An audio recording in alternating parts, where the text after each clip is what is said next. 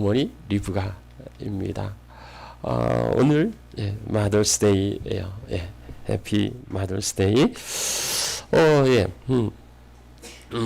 오늘 이제 특별한 날이니까 이게 어떻게 이제 설교를 시작할까 참 고심이 많았는데요. 시를 하나 골라 보았습니다. 문정희 시인의 보고 싶은 사람이라는 시입니다. 93살 노모가 자리에 누운 지 사흘째 되던 날 가족들 서둘러 모였다. 어머니 지금 누가 제일 보고 싶으세요? 저희가 불러올게요. 아들이 먹먹한 목청으로 물었다.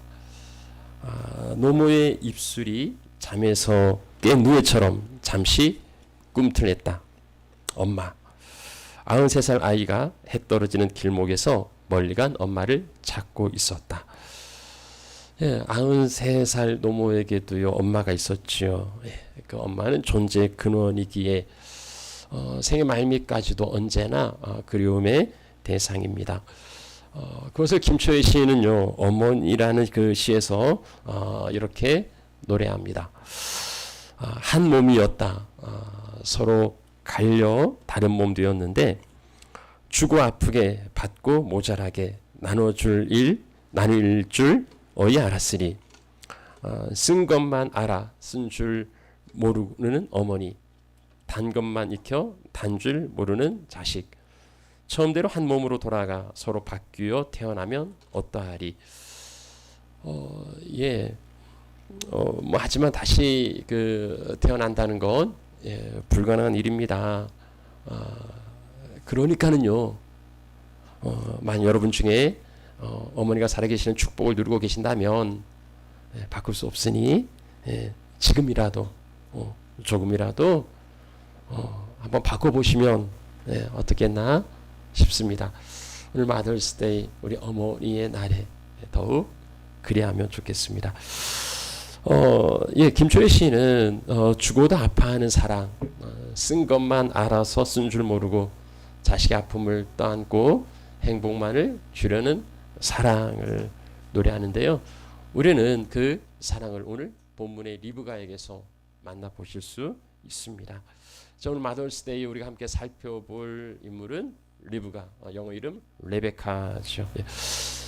리브가라는 인물을 한번 살펴보려고 합니다. 이제 두 면에서 보려고 하는데요. 첫 번째는 이제 신부, 결혼하기 전에 그 신부 리브가와 그리고 어머니로서 리브가입니다. 먼저 신부 리브가입니다. 구약 성경의 가장 이상적인 부부를 고르면 이제 보통 이삭과 리브가를 선택하는데요. 구약의 족장들 가운데 유일하게 일부 일처를 지켰기 때문일 겁니다. 그 이삭의 결혼이 이제 창세기 24장에 나오니까 이제 그쪽으로 돌아가겠습니다. 24장에 보면은요, 아브라함의 나이가 이제 많이 늙어서, 그러니까 이때가 아브라함이 75세에 하나님의 부름을 받고요, 175세에 세상을 떠나갑니다. 그리고 이때는 아마 아브라함의 나이가 한 140세 가량 되었을 거라고 그렇게 이제 학자들이 이야기합니다. 그리고 이때는 이제 사라가 죽은 지 3년 정도 지났는데요. 이때는 이삭의 나이가 이제 40세예요. 근데 아직 결혼을 못했습니다. 이제 그 며느리를 봐야 되니까 아브라함은 이제 자기 그 종들 중에 가장 신뢰하는 신임하는 이제 늙은 종에게 이제 특명을 주는 겁니다. 이제 며느리를 이제 찾아오라 하는 거예요. 아브라함의 그 요구한 조건은 세 가지입니다. 첫 번째는 이제 가나안 족속의 딸을 이제 취하지 말아라 하는 거고요. 이제 왜 그러냐면 이제 가나안이 그 약속의 땅이긴 했지만은 이 가나안 땅에는 우상 숭배가 만연했고 타락한 문화가 반치고 있었기 때문에 이제 아브라함은 이 땅에서 자기의 며느리를 이제 구할 수 없었다고 생각한 거죠. 그런 두 번째 조건은 이제 자기의 고향 친척에게로 가서 이제 이삭의 아내를 구하라는 겁니다. 그래도 내가 내 족속 그래도 우리도 그러지 않습니까? 이제 뭐 이민와 살지만 또 이제 될 수 있으면 우리 같은 족속을 선호한 사람들이 이제 많이 있죠. 그러니까는 좀 믿을만하다, 또 믿을 가능성이 더 많다, 뭐 이렇게 이제 생각했던 것 같고요. 이제 세 번째 조건은 뭐냐면은 그 자기 아들을 그 그 데리고 가지 말라는 겁니다. 그러니까 데려와야지 아들 데리고 그리 돌아가서는 안 된다는 거죠. 왜 그렇습니까? 하나님이 지금 거기서 불러내셨잖아요. 그러니 하나님이 말씀하신 게 아니면 돌아갈 수 이제 없다 하고 그렇게 이제 생각한 겁니다. 이 세 가지 조건을 보시면은요, 아브라함은 뭐 돈이나 명예나 권력이 있는 집안의 처자를 구하는 게 아니고요. 자기가 예전에 그랬던 것처럼 하나님을 믿고 약속의 땅으로 오는 이 믿음의 여인을 이제 찾았던 거예요. 사실 이건 쉽지 않은 조건입니다. 이제 그 갈대아 우르가 당시는 또 문명이 발달했기도 했고요. 그리고 이 갈대아 우르에서 여기 가나안까지는 뭐 한 800km 그러니까 아마 우리가 뭐 밴쿠버 가는 요 정도 이제 거리일 것 같아요. 근데 뭐 생면 부지 아무것도 모르는 그곳에 누가 있을지도 모르는 이러한 곳 선택을 받아들인다는 것 자체가 뭐 쉽지 않았을 거란 말이죠. 근데 이제 아브라함은요, 그의 사자가 미리 너를 앞서 보내실 거다. 그러니까 하나님이 다 이제 준비하셨을 거다. 이렇게 믿고 있는 거예요. 그리고 이제 종에게 이제 맡기죠. 자, 이 막중한 책임을 맡은 아브라함의 종이 이 하란에 이제 도착하자 기도합니다. 이제 하나님 이제 순조롭게 이 길을 인도해 주세요 하고 이제 기도하는 거죠. 그리고서는 하나님이 순조롭게 인도하셨는지를 알 수 있는 사인을 하나 구해요. 이게 뭐냐면 내가 우물가에서 물을 길어 오는 저자에게 좀 물을 달라고 이렇게 요구하면 그 물을 줄 뿐만 아니라 자청하여서 낙타에게도 물을 마시게 하는 그 처녀가 하나님의 예비하신 저자인 줄로 알겠습니다. 이런 겁니다. 이것도 역시 쉽지는 않아요. 여러분 우물가에 가보셨어요? 우물을 한번 길어보신 적 있으세요? 이제 저희 아주 어릴 적에 이제 우물이 있어가지고 이게 두루방 이렇게 내려가지고 우물을 이렇게 길어본 적이 있는데 한두 번 하는 건 뭐 그리 어렵지 않아요. 그렇지만 이거요 쉬운 일 아닙니다. 더군다나 이 중동은요 물이 귀해서 뭐 그냥 이렇게 파면 물이 나오는 게 아니에요. 이렇게 그림에서도 보시다시피 이렇게 한참을 내려가야 됩니다. 한참을 그러니까 그만큼 깊이 물을 파야 되는 거예요.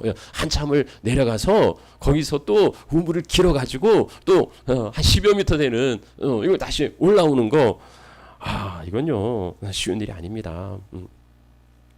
그러니까 그만큼 귀한 물이죠. 네, 그렇게 이제 귀하게 물을 길어서 올라왔는데, 나에게 물 좀 달라. 자기가 내려가서 마시면 되지. 왜 수고롭게 길어 물을 달라고 이야기하느냐. 이렇게 생각할 수도 있는 거죠. 더군다나 이 낙타에게 물을 마시게 한다는 건요. 이건 정말 그냥 이렇게 낙타 물 한 바가지 주는 그런 게 아닙니다. 낙타는 이제 그 사막을 여행하는 그 여행 수단이잖아요. 그러니까는 물을 마시지 않고서도 이게 사막 여행할 수 있는데, 근데 목이 마른 이제 낙타가 한번 이렇게 물을 마실 수 있는 양이 한 100리터 정도 된다고 그래요. 엄청난 거죠. 낙타 한 마리가 100리터의 물을 마시는데 그러면 10마리면 1000리터인 거예요. 보통 드럼통 하나가 그 200리터 정도 된다고 그러네요. 그러니까 그 큰 드럼통 5개의 물을 채워야 되는 이제 그만큼인 거죠. 이 10m를 내려가 가지고 물동에 물을 담아서 올라와서 이 드럼통에 물을 붓는다면 이 도대체 몇 번이나 왔다 갔다 해야 이 드럼통에 물을 부을 수 있을까요? 글쎄요, 수십 번은 넘어야 하지 않을까요? 내 물동이를 주고 당신이 하세요. 이 정도만 해도 좀 친절할 것 같아요. 네, 내가 하겠습니다. 이건 보통 사람들로서는 생각할 수 없는 정말 하나님이 그렇게 역사하셔야 개입하셔야 예비하셔야 가능한 그런 이제 미션일 것 같아요. 자 이렇게 아브라함의 종은 이렇게 내가 물을 달라고 물을 줄 뿐 아니라 우리 낙타에게도 물을 마시는 저자가 하나님 예비하신 줄 알겠습니다 하고 기도를 하는데요. 이 말을 마치기도 전에 하나님이 상당히 또 이 성미가 급하시다 하는 생각도 드는데 이 종이 이렇게 기도를 끝내기도 전에 물동이를 메고 물을 길러 나온 한 처자가 있었습니다. 그가 이제 리브가였어요. 뭘 보여줍니까? 이건 하나님의 예비하심이라는 거죠. 하나님, 이 아브라함 종의 말을 마치기도 전에 이 처녀가 등장하는데요. 이 소녀는 심히 아리답다고 그렇게 소개하고 있습니다. 자, 그런데요, 이 겉모습만, 외모만 아리따운 게 아니었어요. 리브가가 이제 물동이를 메고 채 올라오니까 아브라함의 종이 좀 물을 좀 마시게 하라 하고 이제 요청을 합니다. 자, 그러자 리브가가요 흔쾌히 내 주여 마시소서 하고서는 물을 따라 줄 뿐만 아니라 그럴 뿐 아니라 내가 당신의 낙타를 위해서도 물을 길어서 그걸로 배불리 마시게 하겠습니다. 이 목마른 나그네 지금 처음 보는 사람이에요. 뭐 어디서 왔는지 어디로 가는지도 모르는 처음 보는 사람인데 이 낯선 나그네가 나에게 물을 좀 달라 하니까 이 리브가는요 마십시오 하고 흔쾌히 줄 뿐만 아니라 보니 이 낙타들이 10마리나 있어요. 그러니까 내가 당신의 낙타를 위하여서도 물을 길어서 배부르게 마시게 하겠습니다 하고서는요 급히 구유에 물을 붓고서는 또 우물에 내려갑니다. 늙은 종이 이제 가만히 이것을 주목하여 봅니다. 구경만 하고 있어요. 보세요, 지금 상황이 어디서 뭐 나그네가 와가지고 물 달라 하고서는 있는데 이제 그 리브가가 물을 길러 가면 그래도 우리 같으면 이제 도와서 함께 할 일 하니까 그럼 자기 낙타인데 나도 그럼 좀 같이 돕겠다고 뭐 이래야 맞는 건데 이 종은요 묵묵히 그냥 주목하여 구경만 하고 있습니다. 좀 화가 날 법도 해요. 내가 둘을 위해서 일을 하는데 자기는 가만히 구경만 하고 있냐고 좀 같이 도와야 되지 않느냐고 할 법도 한데 리브가는 뭐 전혀 그런 일에 신경도 쓰지 않아요. 개의치 않아요. 그냥 즐겁게 내려가서 물을 길고 다시 올라와서 낙타에게 물을 먹이고 있습니다. 여러분 생각해 보세요. 이거 어떻게 된 일입니까? 그럼 어떤 분들은 이제 하나님이 그렇게 하셨다고 생각하실지 모르겠어요. 하나님이 리브가를 강권하셔서 왠지 오늘은 자기도 모르게 이 일을 하고 싶어서 아니면 내키지도 않는데 뭔가의 그 강력한 손에 이끌려서 리브가가 그 물을 길로 내려가고 또 물을 길로 올라오고 이 일을 하고 있을 거라 생각하실지도 모르겠습니다만은 하나님 그렇게 사람 조작하시는 분은 아니에요. 하나님이 억지로 일부러 사람을 그렇게 만들지 않으세요. 그럼 뭘 보여주는 겁니까? 리브가의 사람됨이에요. 리브가의 인격인 거지요. 리브가가 어떤 사람인지를 이것을 통하여서 보여주고 있는 겁니다. 이 나그네가 아니었어도요 리브가는 다른 누구에라도 이런 친절을 베풀 수 있었던 사람이라는 거죠. 이 나그네는요 보상과 대가를 바랄 수 없어요. 이제 가면 그만이죠. 그러니까 대가를 바라지 않는 그 무조건적인 사랑과 목마른 자를 향한 긍휼의 마음이에요. 뭐 내가 주지 않아도 뭐 다른 누가 줄 수도 있고 뭐 정 목마르면 자기가 내려가서 마실 수도 있고 뭐 그럴 수 있겠죠. 그럼 리브가는 그렇게 생각하지 않아요. 지금 나에게 물을 달라고 요청한 그 사람의 필요와 갈급함만을 보았을 뿐이에요. 그래서 흔쾌히 마시라고 내어주는 거죠. 뭐 어디서 왔다 어디서 간지 모르지만은 이 낯선 사람에 대해서도 친절을 베풉니다. 더군다나요 사람뿐 아니라 낙타에게까지 정말 배려가 대단하지 않습니까? 그 상황을 바라보는 그 센스와 그 헌신과 희생의 마음이지요. 그리고 뭐 그 사람이 같이 돕든 돕지 않든 뭐 개의치도 않아요. 흔들리지 않는 그 평온함이요. 그러고 보면 리브가는 이 외모만 아리따웠던 게 아니고요. 정말 그 내면도 그 사람됨도 정말 아름다운 여성이었던 거지요. 자, 이제 하나님의 이 늙은 종이 드린 기도가 그렇게 이제 응답이 됩니다. 그래서 이제 서로 통성명을 하고 이제 아브라함의 종은 이 리브가의 집에 이제 안내됩니다. 그리고 리브가의 그 아버지를 만나고 이제 자초지종을 다 설명해요. 나는 아브라함의 종이고 내가 이런 일을 위하여서 이렇게 왔고 이제 이런 사람을 만났고 그러니 이제 당신의 허락을 구합니다 하고 이제 청혼을 하죠. 그러자 리브가의 친족들은요 이게 이제 하나님의 뜻인데 하고서는 이제 그렇게 허락을 합니다. 일이 이제 이렇게 순조롭게 진행되는데요. 다음 날 아브라함의 종이 일찍 일어나서 돌아가겠다는 거예요. 아브라함의 종은 이제 목적을 뭐 달성했으니까 이제 이 자녀를 이제 얻었으니 이제 돌아가겠다는 겁니다. 그렇지만 이게 무슨 그 전날 밤에 와가지고 설명을 하고 허락을 했는데 다음 날 아침 일찍 일어나서 떠나겠다니 이게 뭔 일입니까? 이 가족들은요 지금 이제 이 딸을 떠나보내면 언제 또 만날지도 모르는 그런 일인데 그러니까 가족들이 만류를 해요.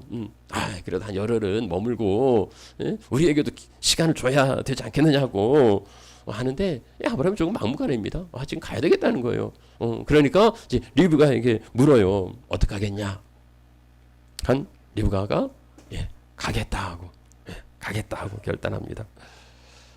65년 전에 어디로 가야 될지 모르고 갈 바를 알지 못하고 하나님의 부름에 순종했던 사람이 있었습니다.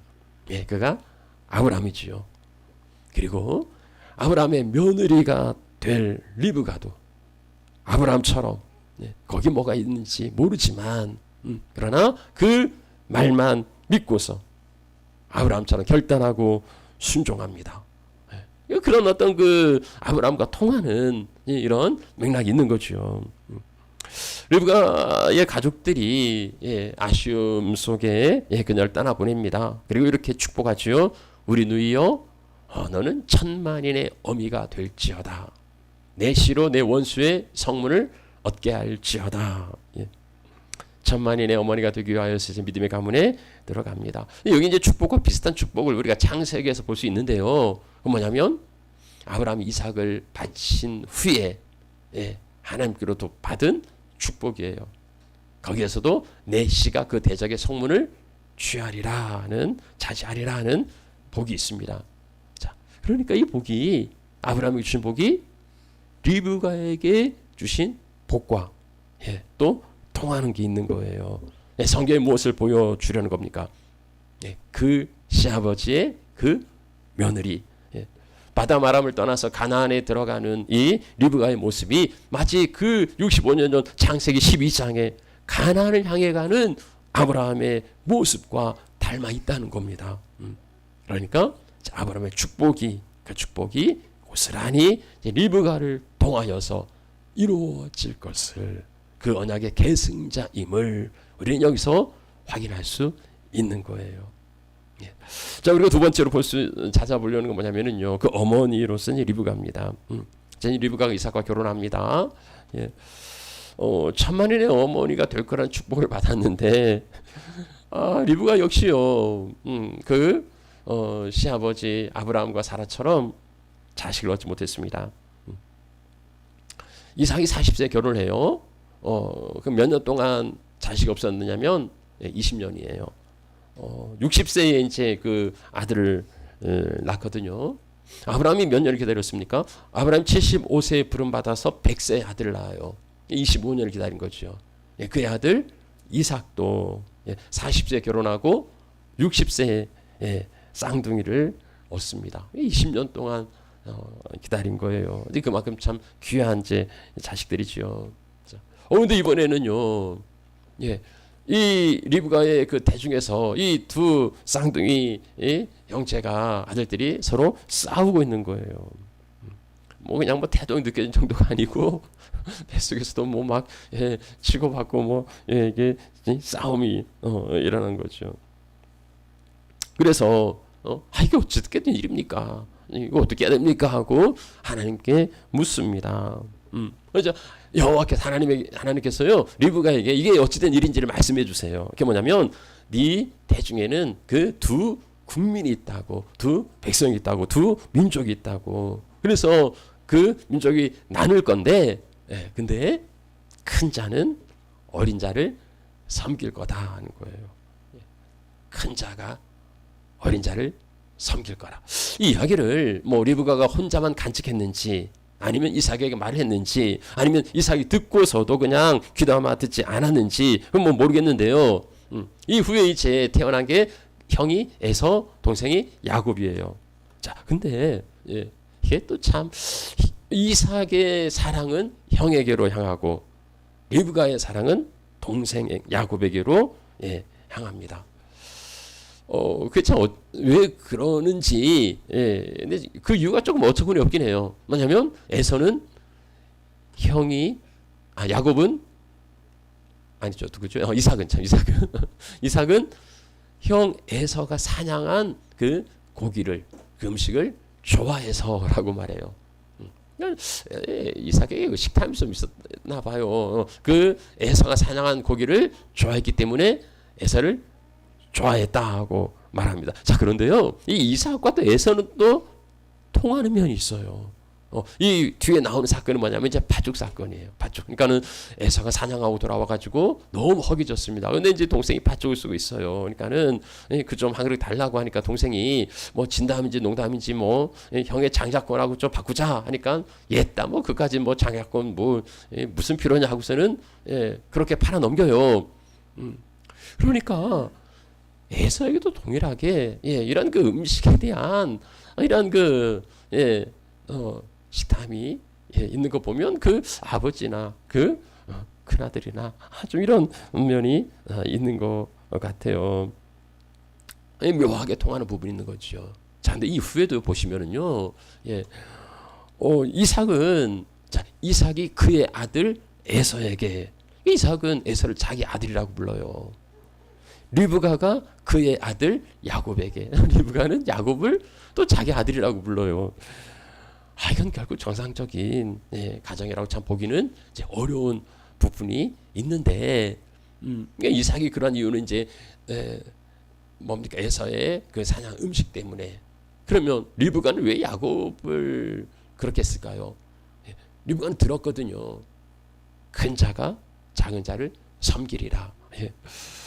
자, 이제 시간이 긴박하게 돌아갑니다. 그 이삭의 나이가 137세 정도 되었는데요. 이제 벼랑간 자기가 그 아들에게 축복하겠다는 겁니다. 에서를 장자로 세워서 장자의 복을 주겠다는 거예요. 그런데 이것을 리브가가 들어요. 이제 그냥 방치하면 그대로 두면 이제 아브라함, 이삭의 복이 에서에게로 가게 됩니다.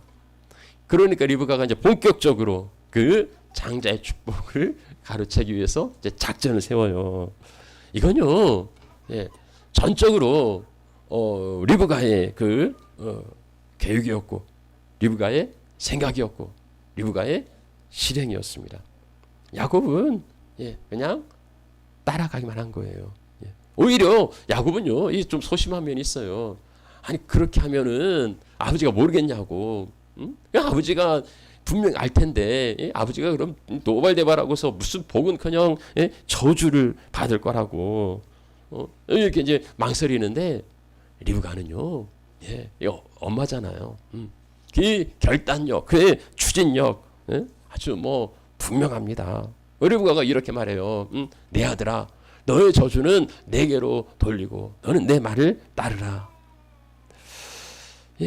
너 저주는 내가 받을 테니까, 저주가 있으면 내가 받을 테니까 너는 지금 내 말을 따르고 가서 가져오라는 거예요. 여러분, 이 이야기가 참 그게 뭔지 모르고 저주를 자처하는 어머니. 김초유 시인이 그랬죠. 자식을 위해서라면 쓴 것만 알아서 저주도 마다 않는 그 어머니의 모정을 우리 여기서 볼 수 있습니다. 너가 만약에 저주가 두려면 그건 내가 다 받을 테니까 너는 반드시 이 장자의 복을 받아야 한다는 거죠. 그리고 르우셀은 이제 에사의 옷을 입히고 에사의 냄새를 나게 하는 거예요. 그리고 염소털을 잡아서 에사가 이제 털의 사람이니까 그걸로 이제 털옷을 입혀서 이제 에사처럼 흉내내게 하는 겁니다. 그리고 들여보내요. 리브가는 왜 이렇게까지 하는 걸까요? 속이는 거잖아요. 사기치는 거잖아요. 왜 리브가는 이렇게 야곱을 위해서 저주를 자청하면서까지 하는 걸까요? 단지 자기가 편애하는, 자기가 사랑하는 아들이니까 그런 걸까요? 리브가는요 이제 그러한 게 아니었습니다. 그러니까 리브가가 이제 분명히 들었던 하나님의 말씀이 있어요. 큰 자는 작은 자를 섬기리라. 그러니까 아브라함으로부터 시작되는 이 언약의 복이 이제 이삭에게로 그 다음에 어디로 흘러가야 됩니까? 이제는 큰 자는 작은 자를 섬기리라. 그러니까는 야곱에게로 흘러가야 되는 거예요. 자, 그런데 이삭은 이 큰 아들에게 지금 그 복을 주려는 겁니다. 리브가는요, 이 여호와의 말씀이 그게 아닌데, 하나님의 계획을 말씀은 그게 아닌데, 그러니까 그 하나님의 인도하심 따라, 교육하심 따라서 이 작은 자에게 장자의 축복을 계승하게 하려고 하는 겁니다.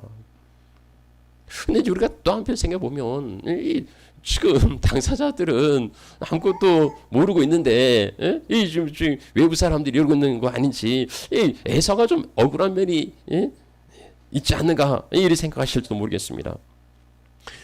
야곱과 에서가 운명적으로 태어나기 전부터 그렇게 결정되어 있다고 믿는다면 에서는 좀 억울한 면이 있어요. 아니 뭐 내가 태어나기도 전에 뭐 큰 자가 작은 자를 섬긴다고? 이건 뭐 너무 억울한 거 아닌가? 뭐 이럴 수 있을 겁니다. 그런데 모든 면은 그렇게 생각해 보는 게 아니고요. 이게 운명이기 때문에 그렇게 된 것이 아닙니다. 여러분 운명을 믿으세요? 정해진 운명이 있으니까 난 어쩔 수가 없어. 아니에요. 하나님이 우리에게 자유의지를 주셨어요. 운명에 매여서 살도록 그렇게 얽어매는 게 아니라는 겁니다. 하나님 우리에게 선택의 자유를 주셨어요. 그러니까 에서가 그런 운명을 타고 태어나기 때문에 어쩔 수 없이 그렇게 살았던 게 아니고요. 그는 자기의 선택으로 그 길을 걸었던 겁니다. 에서는요 이삭의 큰아들이었지만 이 언약의 복을 계승할 이어갈 준비가 전혀 되어 있지 않았어요. 그런 자격이 되어 있지 않았어요. 그런 삶을 살지 않았어요. 야곱이 이때까지도 이제 결혼을 못했는데 에서는 일찍이 결혼해요. 뭐 사실 일찍도 아니지만 40살에 그 에서가 결혼하는데 이제 누구랑 결혼합니까? 가나안 족속의 여인들과 결혼해요. 그 땅의 헷족 속의 딸. 그것도 이제 한 여자만 결혼한 게 아니고 두 여자를 근데 다 헷족 속의 딸들을 취하여서 결혼을 합니다. 그런데 이제 그러잖아요. 지금 아브라함이 이 이삭을 구하기 위해서 지금 이 가나안에서 구하지 않고 보내잖아요. 왜냐하면 가나안 여인의 딸들이 가나안의 그 여인들이 우상 숭배에 빠져서 그 아주 그 문란한 생활을 했거든요. 근데 에서는 그런 거 개의치 않아요. 이것이 이삭과 리브가에게 근심이 되었다고 말합니다. 에서는 신실한 사람인데 믿음의 사람인데 뭐 며느리들이 그렇게 우상 숭배했겠습니까? 그러지 않아요. 에서도 같은 사람이었던 거예요. 같은 수준의 사람이었던 거죠. 근데 이게 이렇게 뭐 하루 이틀을 산 게 아닙니다. 이게 이제 이삭의 나이가 137세라고 말씀드렸는데요. 이삭이 60세에 그 아들을 낳았죠. 그러니까 지금 에서의 나이가 몇 살입니까? 77이에요. 그러니까 야곱도 우리가 야곱이 그 라헬을 만난 게 뭐 총각 때 만났을 거라 싶은데 그게 아니고요. 77세에 만납니다.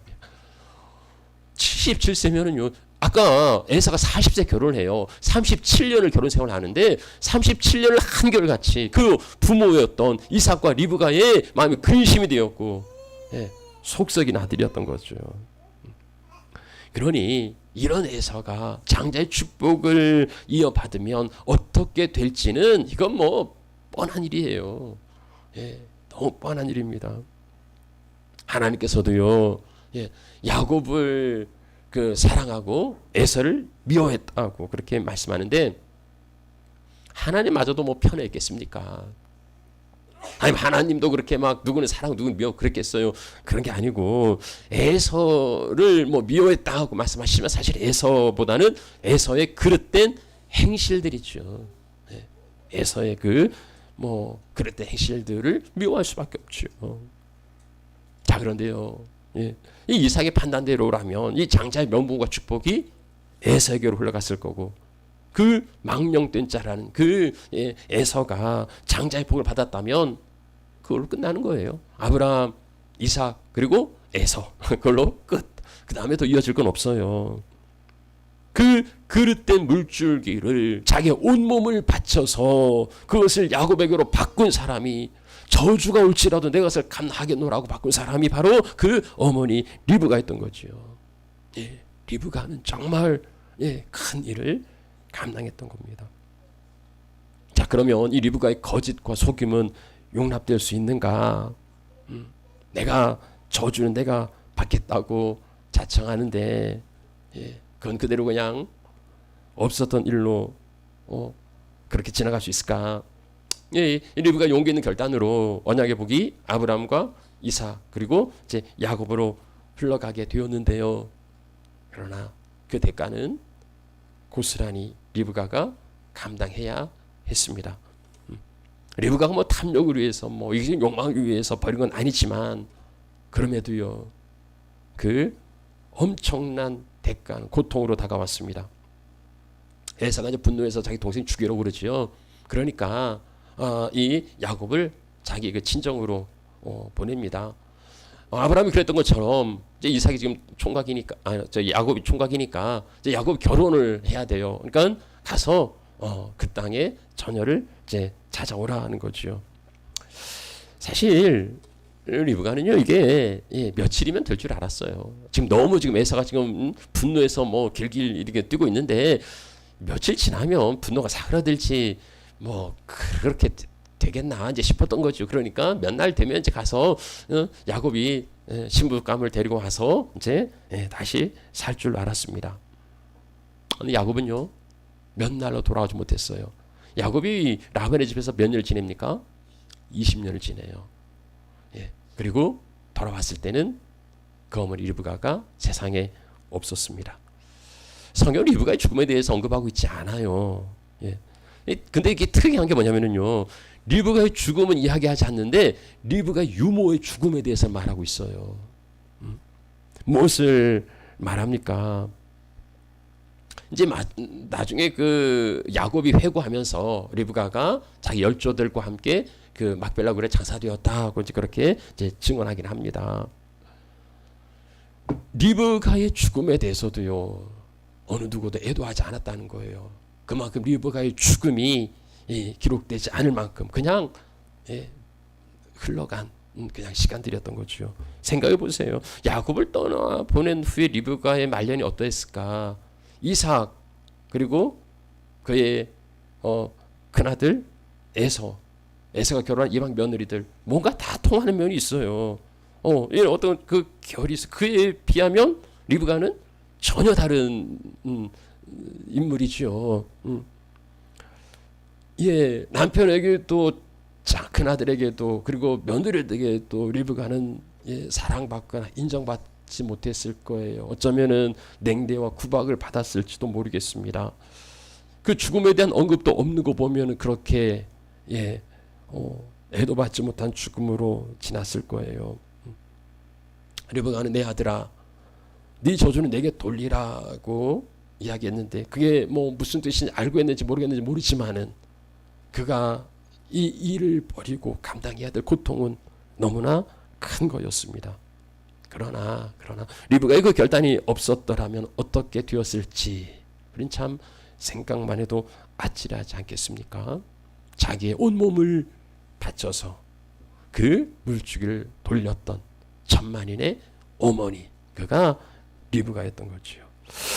자, 말씀 마무리합니다. 오늘 마더스데이에 한 여성이자 한 어머니였던 리브가를 살펴보았습니다. 갈 바를 알지 못하고 본토 친척 집을 떠났던 아브람처럼 리브가 역시 아브람 종의 그 말씀만을 붙들고 그거 하나 붙들고 가나안에 들어와 이삭의 아내가 됩니다. 그는 배려심, 그리고 친절함, 그리고 조건 없는 사랑. 외모만 아리따운 게 아니라 정말 내면도 그런 사람이었습니다. 20년 만에 그 아들을 얻습니다. 그런데 하나님께서 그에게 큰 자가 작은 자를 섬길 거라는 말씀을 주셨어요. 그 말씀 붙들고서 큰 작은 자 야곱에게로 언약이 복이 흘러가도록 자기의 온 몸을 던져서 그 물줄기를 바꿉니다. 그로 인해서 그의 말려는 고통과 참 힘든 세월이었지만 그럼에도 그 아들 야곱을 통한 이스라엘 12지파의 근간을 세우게 됩니다. 그는 천만인의 어머니로 영원히 기억되었던 겁니다. 우리 사랑하시는 하늘 가족 여러분, 오늘 이제 그 신부 리브가 그리고 어머니 리브가를 살펴보았는데요. 우리도 그리스도의 신부가 아닙니까? 그리스도의 신부들로서 친절과 배려 그리고 희생과 섬김의 마음 또 결단하는 그 믿음으로 부르심을 향하여서 나아가실 수 있으면 좋겠고요. 또 믿음의 어머니, 믿음의 부모들로서 자녀를 믿음의 계승자로 세워가고요. 또 그것을 위하여서 어떠한 희생과 어떠한 고난도 감당해 내시는 그런 하나님의 귀한 가족들이 되시기를 축복합니다. 우리 함께 기도하죠.